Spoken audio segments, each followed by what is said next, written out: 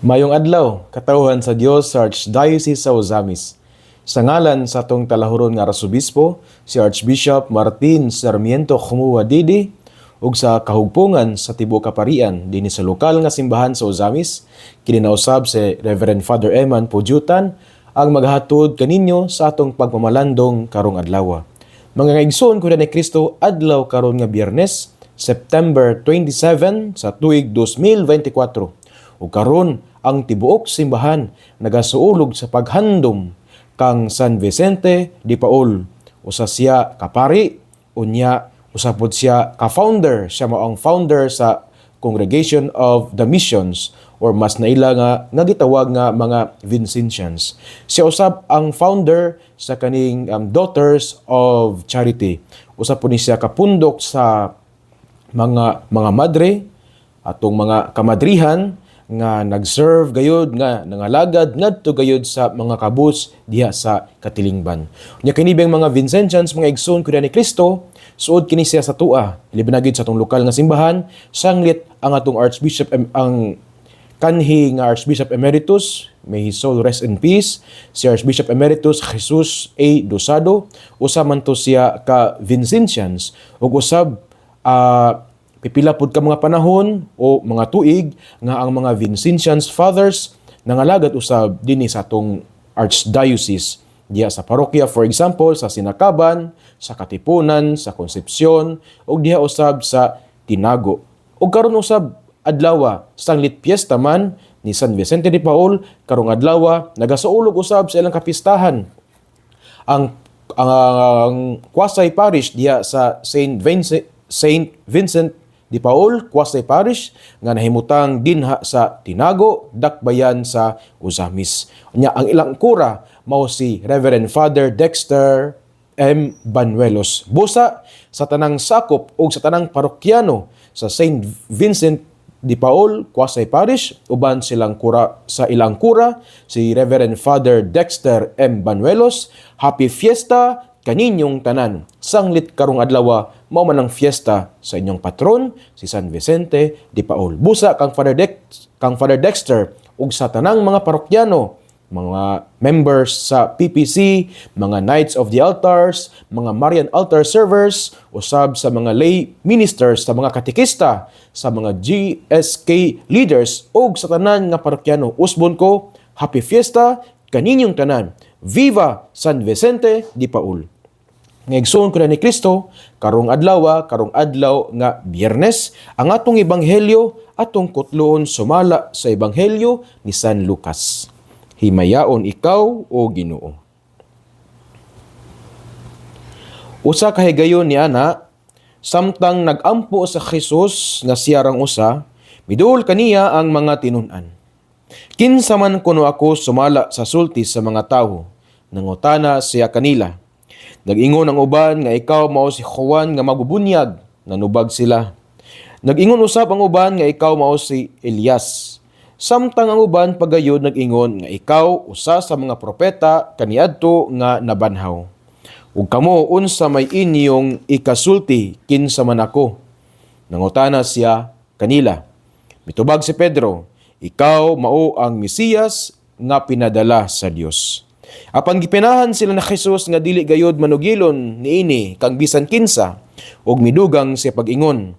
Ang anak sa tawo kinahanglan nga magantos pag-ayo ug isalikway sa mga punuan sa mga Hudiyo, sa mga kadagkuan sa mga pari ug sa mga magtutudlo sa balaod. Patyon siya apan banhawon sa ikatulo ka adlaw. Mga igsoon, ang ebanghelyo sa atong Ginoo. Daygon ikaw o Kristo. Nga igsoon ko ni Kristo, nining adlaw nga Biyernes, nining pagsaulog nato sa kapistahan ni San Vicente de Paul, ang founder sa Congregation of the Missions, usab sa Daughters of Charity, ug mao ang patron diha sa Quasay Parish diha sa Tinago. Ang atong ebanghelyo atong gikutlo sumala sa ebanghelyo ni San Lucas, unya kapitulo 9, versikulo 18 hangtod sa 22. Diin atong nadungog nga si Jesus nangutana ngadto sa iyang mga tinun-an kung kinsa siya, una, kung kinsa siya sumala sa gisulti sa mga tao. Nya mintubag ang mga tawo nga siya daw si Juan nga magbubunyag, ang uban maingon nga siya mo si Elias, nya ang uban pagid maingon nga siya usa sa mga propeta kaniadto nga nabanhaw. Unya nangutana usab si Jesus ngadto sa iyang mga tinun-an kung kinsa siya matud nila. So but pasabot nga ang tubag dili gikan sa mga tawo, ang tubag gikan gayud sa mga tinun-an ni Jesus nga sigig kuyog ni Jesus sa diha siya nagsangyaw sa maayong balita mahitungod sa gingharian sa Dios nga mo'y kuyog niya mangaon, mo'y kuyog niya matulog, mo'y kuyog niya sa pagsangyaw sa maayong balita. Subot pasabot nga ang tubag karon dili nagikan sumala sa pag-ilas sa mga tawo kinsa si Jesus. Apan kini nga tubag gikan na gayud sumala kinsa si Jesus sumala sa mga tinun-an nga mo'y kuyog ni Jesus. Og nining maong tubag ni og nining mong pangutanan ni Jesus, nitubag si Pedro nga si Jesus mao ang Mesiyas. Unya gipinahan ni Jesus sila nga dili sila magsugilo niini nga si Jesus mao ang Mesiyas nga pinadala sa Dios ngadto sa kadaghanan. Dili sila musulti nini, dili nila niini iasoy sa tanan mahitungod sa identidad kung kinsa si Jesus. Unya midugang si Jesus pagingon nga ang anak sa tawo nga nagrefer sa iyang kagalingon kinahanglan gayud nga magantos patyon siya sa mga kadagkuan sa mga Hudiyo, sa mga magtutudlo, sa mga balahod ug sa mga pari apan dili siya magpabiling patay tungod kay matud niya human sa ikatulo ka adlaw nga banhaw siya. Kini siya nga ebanghelyo nga igsoon ko ni Kristo o ang kanibitawng ang istorya nining maong ebanghelyo dili ni siya kanabitawng but na ko pasabot nga familiar tanini kay ato man po ni siya mabasa sa ebanghelyo sumala ni San Mateo kapitulo 16 usab sa ebanghelyo usab sumala ni San Marcos gani kini siya man ato maning nadungog mga duha ka domingo ang nilabay mao man ni ang ebanghelyo nato or tulo ka domingo ang nilabay mao ni ang atong ebanghelyo nya kato siya nga ang pagbasa, mao to ang ebanghelyo sumala sa ebanghelyo ni San Marcos. Apan kung atong lantahon magigsoon ko ni Kristo ang pagpresentar sa atong ebanghelista karon nga si San Lucas nindot kayo nga naman tungod kay anaay mga gagmay nga detalye nga daw wala siya sa ubang ebanghelyo ni Marcos o ni Mateo nga kining gamay nga detalye nga nahiapil sa pagsulat sa atong ebanghelista nga si San Lucas nindot kaysa nga atong lantawon tungod kay kini nagpakita man nato sa mga punto ang angay natong pamalandungan ug angay natong balunon diha sa atong pagsunod kang Kristo nga mao ang Mesiyas nga pinadala sa Dios. Unang punto mga igsoon mao kining ang kanabitawng ang the importance of prayer or the significance of prayer.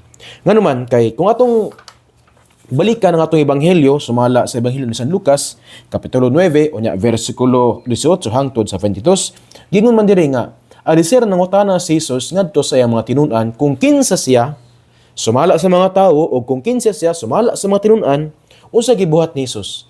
Mato diri sa atong ebanghelyo akong balikon sa pagbasa. Ingon diri sa atong ebanghelyo sumala ni San Lucas nga usa ka higayon niya na samtang nag-ampo si Jesus nga siya rang usa midul kaniya ang mga tinun-an. Sumot masabot kung mga igsoon kay Kristo nga ang eksena before nahitabo ang mga pagpangutana ni Jesus ngadto sa mga tinun-an bahin kung kinsa siya ang gibuhat ni Jesus siya nag-ampo. Nindot kini nga ato ni siyang pamalandungan mga igsoon kay Kristo. Nganuman kay kita makailata kung kinsa gyud ang Dios, kita makasinati ta kung unsa gyud ang Dios. Kita aduna kitay katong lig-on nga baruganan nga kung nay mangutana nato kinsa ang Dios para sa atong kinabuhi. Kini atong mabuhat kung kita naay pag-ampo. Kung kita constant ang atong mga pag-ampo. Kay ang pag-ampo mao gina siya ang kanabitawng sentros atong kinabuhi nga daw pinaagis pag-ampo dalhon ta ngadto sa Dios. Ang pag-ampo dili lang pagpangayo. Kanang magpasalamat pud ta sa Ginoo, kana siya pag-ampo na po na siya. Kita mangayot og tabang sa Ginoo, yes, pag-ampo siya. Kita mangayot og pasaylos Ginoo, unya moadto ta sa kaning sakramento sa konfesyon, usa na siya kapaagis pag-ampo. Unya kung puy-an nato ang atong kinabuhi nga daw usa ka halad nga makapahimuot ngadto sa Dios, usa na siya ka pag-ampo. Mao man nag-ingon ni San Pablo diya sa sulat ngadto sa Roma kapitulo 12 nga kita kinahanglan natong ihimuon ang atong kinabuhi nga usa ka halad. Apan kining halad kanang halad nga makapahimuot sa Dios. Subot pasabot nga kung unsay atong buhaton, hinaot nga mahimuot ang Dios. Kay kung mahimuot ang Dios kung unsay atong gibuhat o kung ihalad nato atong kagalingon nga makapahimuot sa Dios, kini usa na ni siya kamatang sa pag-ampo. Sama sa ebanghelyo nga diser gipangutanan ni Hesus ang iyang mga tinun-an, siya nag-ampo. Kini nagpakita kanato mga igsuon kuda ni Kristo sa kahalangdon sa pag-ampo. Kay diya sa pag-ampo usab kita makaingon nga ang Ginoo mao ni siya. For example, no, kana bitong makasinatitas kaayos Ginoo, kana ato magina siyang madalangad tus pag-ampo nga Lord tabangi ko ani Lord nga kining akong problema karon unya gitabangan tas Ginoo nya mobalik ta pag-ampo. Lord salamat kay Lord nga imo kong gitabangan nga imo gitubag ang akong mga panghangyo nga imong gitubag ang akong panginahanglan nya kung pangutan-on ta tungod kay nakasanati tas kaayos Ginoo pato na kinsa man ang Dios para nimo. Ingon ta nga ang Ginoo gyud maayo ug manuluyon tungod kay mao ni kitabangan ko sa Ginoo nangaliupo ko niya nangayo ko sa iyang tabang unya karon gitabangan ko niya. Mao nang makaingon ta nga ang Ginoo maayo gid kaayo ug maluluyon. Kay kung moingon ta nga ang Dios si Jesus maong anak sa Dios nga nagpakamat nga kaning nga gipatay gilansang sa cross apan sa ikatulo ka banhaw siya, kini matubag man ni sa mga taong dili magampo. For example, kanang mga tao nga magbasa sila sa, for example, walay pagtuo ang tao. Ang tao dili magampo, magbasa og kaning CCC. Well, naman dito, nga magbasa sa mga kanang dokumento simbahan, sa pagtulunan sa simbahan. Ma-memorize man nila. Nga si Jesus mao ang anak sa Dios, nga si Jesus mao ang Mesiyas, nga siya ang kanang gipadala sa Dios, unya gipatay siya apan sa ikatulo ka daw nabanhaw siya, nya pinaagi sing kamatay kay tanang luwas, kini matubag man ni sa taong dili magampo. Pero lahi na gid kaayo kung ang tawo ana ay pag-ampo. Nga naman, kay ang iyang tubag, lawom. Ang iyang tubag, ana ay unod. Nga naman, kay iya mining gidala, dihas pag-ampo. Unya, nindot po kayo mga igsoon ko na Kristo kung kita, naagita bitaw kaning kiniya nga maampuon. Kaya ang tao gani nga maampuon, kana nagpadayag, nga ang sentro sa iyang kinabuhi, ang Dios. Usbon ko, ang tao gani nga magampo, gihimo niya nga ang Dios, maoy sentro diha sa iyang kinabuhi. Unya naay nindot kayo nga kana bitong saying si San Vicente de Paul, may tungod sa pag-ampo, may tungod sa paghimo nga ang Dios maoy sentro sa atong kinabuhi. Ingon si San Vicente de Paul nga if God is the center of our lives, no words. Sa tingin niya, if God is the center of our lives, no words are necessary. Our mere presence will touch hearts. Kung ang Ginoo daw mo'y sentro sa itong kinabuhi, dili na kinahanglan og mga pulong. Ang ato ang presensya, makatandog na og kasing-kasing. Kana mabuhat sa taong maampuon. Dili na siya mabuhat sa taong dili maampuon. Kaya ang taong dili maampuon, dili ka na siya makatandog og kasing-kasing. Ang taong dili maampuon, dili sentro ang Dios sa iyang kinabuhi. Og sanglit dili man sentro ang Dios sa iyang kinabuhi, dili siya makatandog o kinabuhi, dili siya makatandog o kasing-kasing. Kay matud pa ni San Vicente de Paul nga kung kita perminting magampo, ang sentro sa atong kinabuhi ang Dios. Kunya kung sentro ang Dios sa atong kinabuhi, walay kinahanglan og pulong. Makatandog na ang atong presensya, makatandog na og kasing-kasing. Busa mga igsoon ko ni Kristo, kana atong puy-an gid kayo, atong i-practice gid kanung nay kining pag-ampo. Mag-ampo gid ta sa kanunay, sa dili pa ta mangaon, mag-ampo ta, sa humagkaon, mag-ampo ta, unya sa dili pa ta magsugod sa klase, alang diya sa eskwelahan, mag-ampo ta, inyong magklase, mag-ampo ta, sa dili pa ta mubiyahe, mag-ampo ta, inigabot na to sa atong kanabitong adtuan, mag-ampo ta, unya sa dili pa ta kanabitong sa dili pa na to buhaton ang mayong butang, mag-ampo ta. Katubitong naghatag ko kanibitong sa to renewal sa mga Knights of the Altar diha sa parokya ni San Lorenzo de Ruiz de Manila, diha sa Bernard Avenue. Naghatag ko nila sa mga Knights of the Altar o kaning renewal. O niya ako yung giingon dito nga kuan gi kayo ang kanang bitong the importance of prayer. Nya ko silang gihagit nga kung sa dili pa mo musakay kanang inisakay ninyo sa cab kanang mag-commute bitaw sa dili pa mo musakay, for example sa bus or sa jeep or sa multicab or sa kaning sakyanan or sa kaning motor cab gani nga kaning pamasiruan, sa dili pa mo larga nindot nga inyo-inyon ang driver nga cool pwede ba nga sa dili pa ta magkuan mularga magampo sa ta kana usa man nakapagpadayag nga gihimo mo ang pagampo nga sentros diha sa imong kinabuhi. Busa mga igsoon ko ni Kristo, ikaw nga naminaw nako karon, ako nga nagstorya karon, ato ning butangan og unod nga ang pagampo himuon gyud atong sentro diha sa atong kinabuhi. Kay kung kita perminting magampo, kita mausab nga naman kay our prayers will not transform God. It is us who will be transformed by prayers. Kung kita magsigig pag-ampo, naging mausab sa atong kinabuhi. Unya kung kita nagsigig ampo, ang sentro sa atong kinabuhi, ang Dios.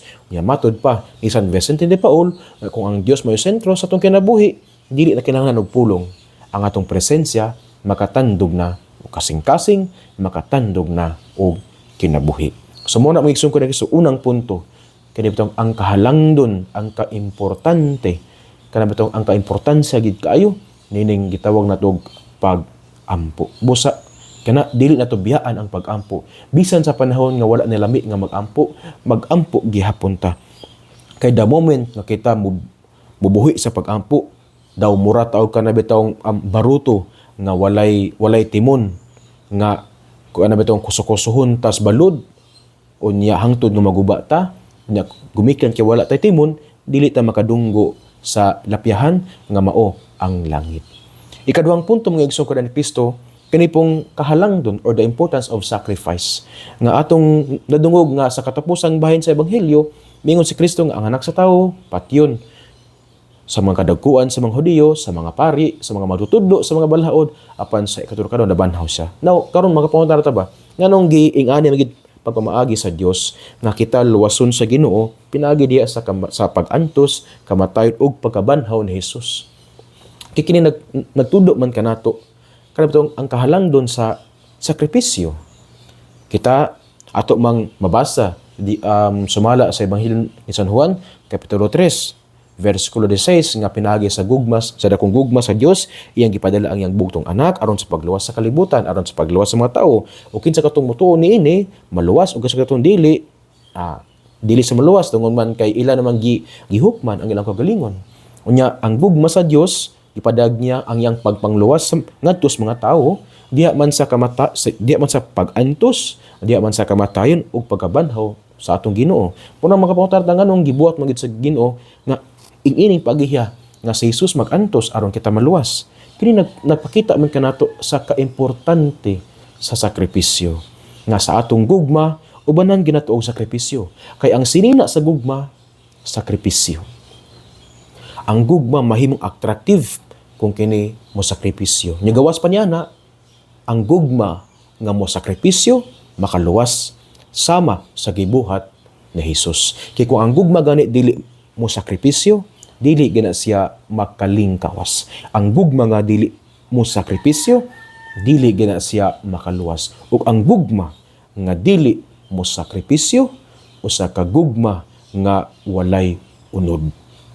Kay ang sinina sa gugma, maman ang sakripisyo. Ang magpahimong attractive sa gugma, kanitong ma-attract ang uban, mao man gayud ang sakripisyo. Muna ba itong makabantay ta? Kanito sa itong mga ginikanan, no?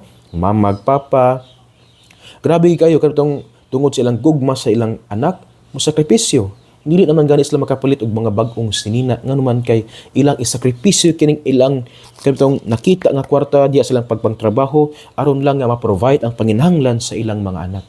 Muna daghan kayo ang mga ginikanan nga nagsakripisyo, muna sa mga ginikanan nga nagsakripisyo, nagtrabaho gyud, ang uban pa gani nagsakripisyo ning adto og abroad.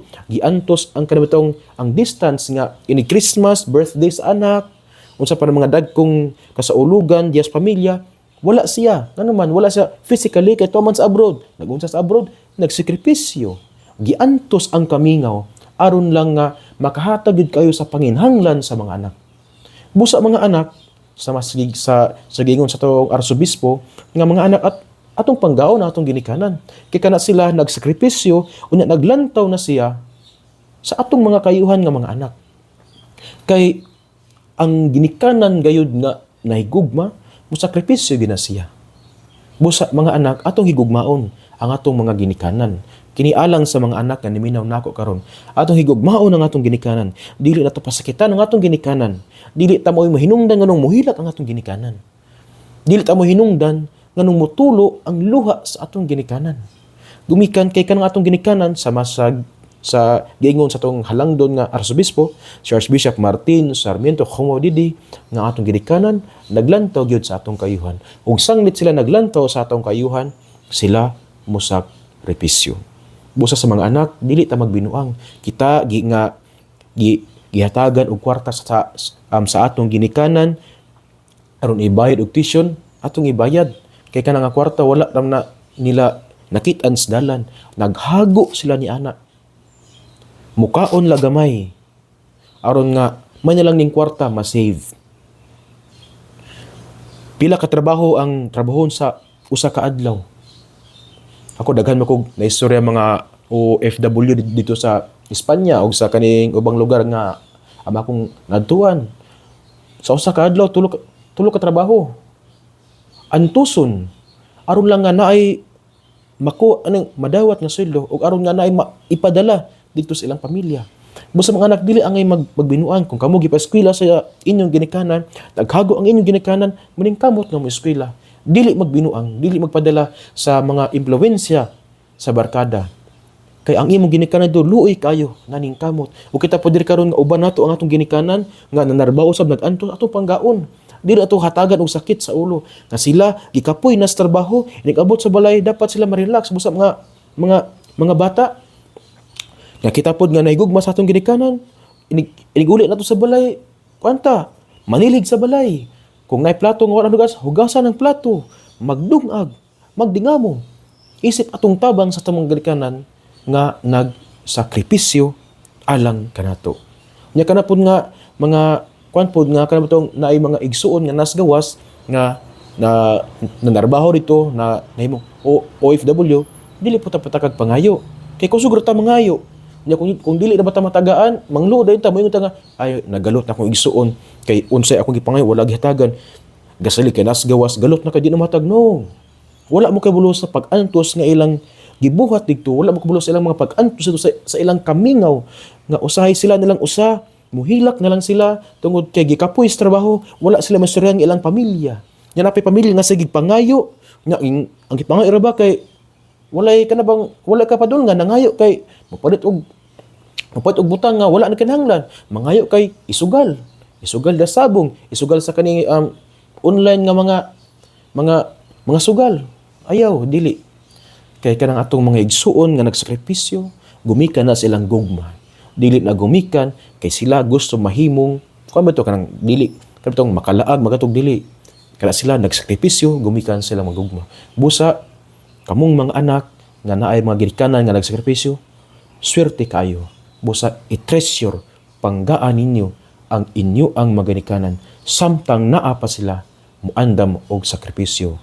Ayaw tuguti nga tudluan mo sa panahon nga unsaon pagpangga ang ginikanan. Kay usahay ra ba kung kita tudluan sa panahon, time will teach us to value things kung kining butanga wala na sa tua. Nya dira dayon kung ang ginikanan no, simba ko lang mamatay, dira na mo gawas sa tungkuan mga pagmahay. Dira na mo gawas nga sus may pa akong gigugma sa mama atong samtang buhi pa siya. Sus may pa akong gigugma akong amahan samtang buhi pa siya. No, samtang sila ana mo sakripisyo, magpasalamat ta. Say thank you sa inyong ginikanan. Iampo usab ang inyong ginikanan. Nga inigabot nila sa balay, kumusta kuha ang bag, na muamin, respetua, nya hatagig tubig. Aron nga kanang atong ginikanan nga nagsakripisyo, mahimo gid silang magmalipayon pud sila. Mo ni mga igsoon kanang ni Kristo nga ang gugma mo sakripisyo. Busa katong mga tawo nga nahigugma nato, ilabi na gid ang atong mga ginikanan or ang atong mga manufacturers nga nag-eskwela kanato, tanang tawo nga nahigugma nato unya nagsakripisyo sila, gumikan sila gugma kanato, dili pud nato sila pakyason. So sama nga ang Dios nahigugma kanato, nagipadala niya ang bugtong anak aron nga siya patyon, na siya mag-antos kay pinagi nining iyang pag-antos, niyang kamatayon o niyang pagkabanhaw kita giluwas. Dili po nato pakyason ang Ginoo. So sama nga kita, dili mo pakyas sa mga tao nga nahigugma og nagsakripisyo alang kanato. Kay si San Vicente de Paul, siya dako kayo ang yang gugma ngadto sa mga kabus ug gumikan niya na siya nagsakripisyo, nag-alagad ngadto sa mga kabus.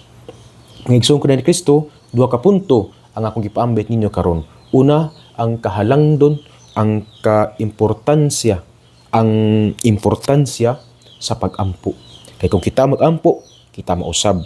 Kung kita mag-ampo, ang sentro sa atong kinabuhi ang Dios. O kung ang Dios ang sentro sa atong kinabuhi, matod pa ni San Vicente de Paul, dili na ta kinahanglan mo gamit pagpulong. Ang atong presensya makatanog na kasing-kasing. Kaduhang punto mga igsoon, kining importante sa gugma nga mo sakripisyo. Kay ang gugma nga mo sakripisyo makalingkawas, makaluwas, makahatag og kagawasan. Busa atong higugmaon ang mga tawo nga nahigugma og nagsakripisyo alang kanato, especially gyud sa mga atong mga ginikanan. Ato silang panggaon kay mabot ang panahon nga sila usab kapuyon, nga sila usab mawala nining kalibutan. Nya kita mahimo tang mapasalamaton na samtang buhi pa sila nga sila nagsakripisyo, nga sila kanabataw nga narabaho gid sila, gumikan kay nahigugma sila kanatong mga anak. Kung igsoon ka na Kristo, din hinalang kukutob. Nya, atong hinumduman kanunay nga ang pulong sa Ginoo, angay gayud nga pamalundungan, angay gid natong paminawon, angay gid natong dalon diha sa atong mga pag-ampo. Kay bulahan kayo ang tawo nga maningkamot ka magpuyo sa mga pulong ng Jesus, sama siya sa usa ka kahoy nga gitanom daplin sa sapa kansang dahon dili gayud malaya. Nya tiempo sa bunga, siya gayud muhatag og maayong bunga. Mga igsoon, ugma na usab apan sa dili pa nako ihatag ang final blessing, usbon ko happy fiesta ngadto sa mga parokyano sa San Vicente de Paul, Quasay Parish, uban silang kura si Father Dexter Banuelos. Ako usab nga pagtimbaya ngadto sa atong mga suking tigpaminaw, laban na gyud diha sa nag-follow sa atong FB page sa DXDD, like, heart, nya comment, na i-share, dahil hatag purong stars. O laban na gyud sa atong mga benefactors nga kanunay gyud nga nagsuporta, kanunay gyud nga nagpaambit silang gasa aron nga kini atong tulmanon sa matag adlaw, pagmalandong sa ebanghelyo, makanunayon gayud nga atong mapa-air diri sa ato ang radyo, no, ang pulpitos kahanginan, ang DXDD. Nga igsoon ko ni Kristo uban sa pangiliya sa itong mahal nga inaan nga gitawag natong mga mesamisnon nga berhen sa kuta, ang Dios unta nga makagagahom magapanalangin kaninyo sa ngalan samahan ug sa Anak ug sa Espiritu Santo. Amen. Mayong adlaw, happy fiesta ug ki Dios les siempre bendiga.